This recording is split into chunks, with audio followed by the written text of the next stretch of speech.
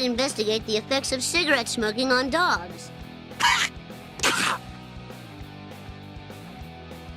Number 10.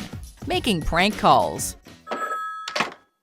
Hey, just a sec, I'll check. Amanda Hug and Kiss? Hey, I'm looking for Amanda Hug and Kiss. One of Bart's distinguishing pranks are his calls to Moe's Tavern, even though this hasn't been a regular thing since the 4th season. For the few who may not be aware, the joke goes like this. Bart calls Moe's and asks for a silly fake name like Seymour Butts. Hey, is there a Butts here? Seymour Butts?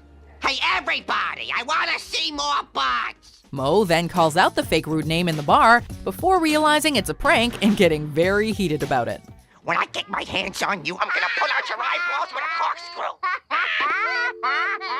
Yes, the pranks are fundamentally harmless. And really, who hasn't taken part in a good prank call? But poor Moe just wants to run his establishment in peace, without some snot-nosed kid making him feel stupid. My crotch! My crotch! Hey, has anybody seen my crotch lately? Number 9. Exposing himself. I dare you to skateboard to Krusty Burger and back naked. Talk about letting it all hang out. In the Simpsons movie, Homer dares Bart to skateboard completely naked to Krusty Burger and back. Despite initially showing reluctance because girls might see him totes nude, Bart takes off after Homer calls him a chicken. He proceeds to shock the entire town with his antics before we're treated to a full-on, uncensored view of his dingle as well. As funny as the censorship joke is, did we really need to see everything? Mind you, a little nudity doesn't really hurt anyone.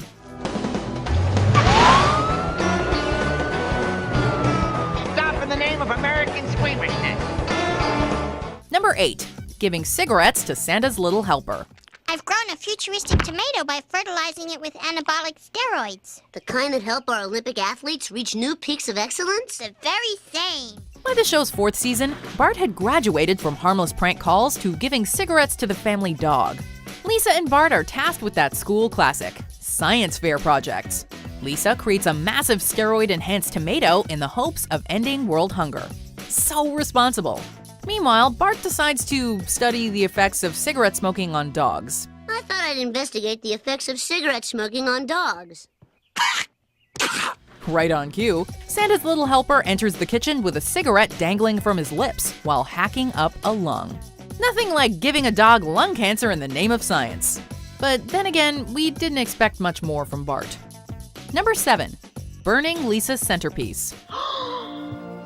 Lisa, my goodness, that's very impressive.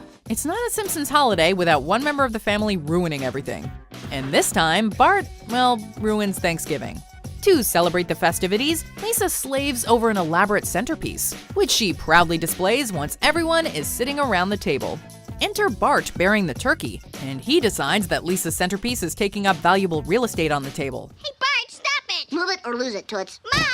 A tussle ensues, and the centerpiece is thrown into the fire. Yes, it was an accident, but Bart was still being petty and rude about it, and showed no remorse for what he'd done, even calling it bitchin' and ordering his food to go once he was sent up to his room. Boo. Bart! You don't even care! You don't even care! Number 6. Upending Australia's ecology. Any foreign creature you bring in could upset the environmental balance. If he's not ruining Thanksgiving, he's ruining an entire country's ecology.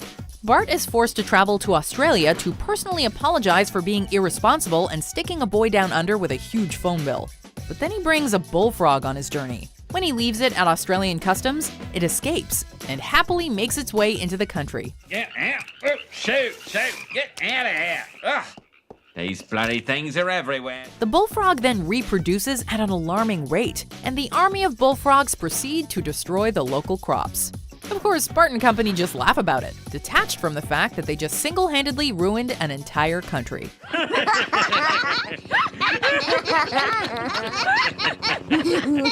Number 5. Trying to destroy Springfield Elementary. Destroy the school, eh? That's what I'm talking about. Springfield Elementary is no stranger to abuse from Bart.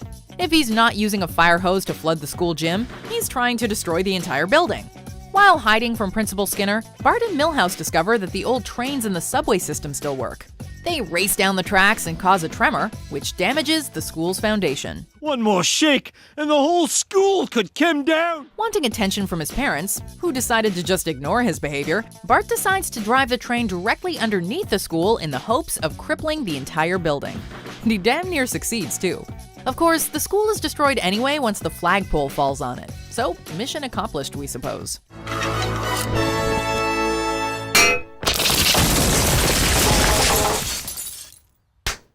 Number 4. Destroying Springfield with a sonic boom. Testing. Leave it to Bart to destroy an entire city with a megaphone.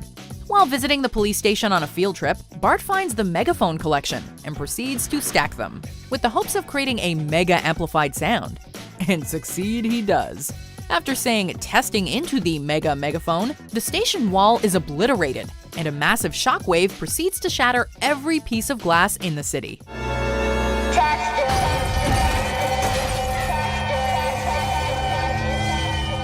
It also leaves the entire population of Springfield deaf and causes a released octopus to attack Professor Frink. This is the prank that finally sent Homer over the edge, and Bart was sent to military school as punishment. Jeez, you know it's bad when even Homer's pissed. You've really done it this time, Bart. You're in for the punishment of a lifetime. Number 3. Decapitating the Jebediah Springfield statue. Look, there it is. Bathead. For this prank, we are going all the way back to Season 1. Wanting to impress his new buddies Jimbo, Dolph, and Kearney, Bart uses a hacksaw to decapitate the statue of Jebediah Springfield. The entire town naturally grows resentful of the perpetrator, and Bart finds that even his new rebellious role models are upset. Yeah, I mean, throwing rocks is one thing, but I would never cut the head off of a guy who iced a bear with his bare hands. Petty vandalism is one thing, but cutting the head off a town statue is so out of line and despicable that even the local bullies detest the act. With this, Bart crossed a dangerous line and went from bratty child to criminal. Well, at least for this episode. Now you're the most hated boy in town. Number 2. Exploiting Skinner's peanut allergy. My allergy is so sensitive, a single molecule would make my throat close like a museum at 4:45. Bart is usually a sympathetic character even when he's at his most rambunctious.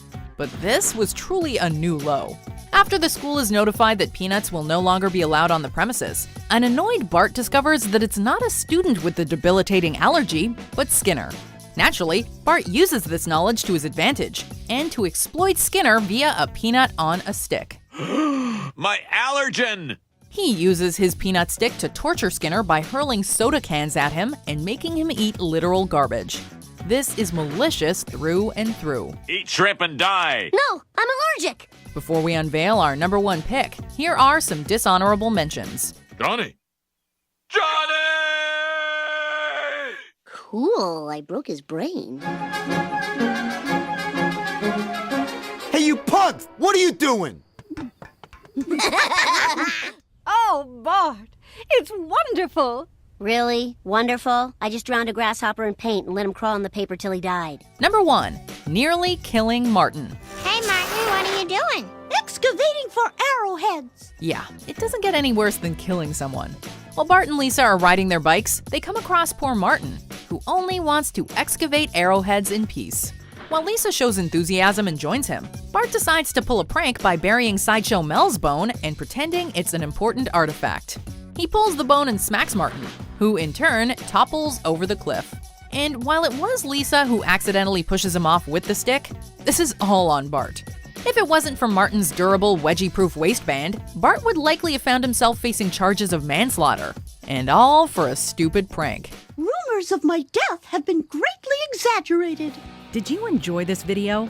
Check out these other clips from WatchMojo. And be sure to subscribe and ring the bell to be notified about our latest videos.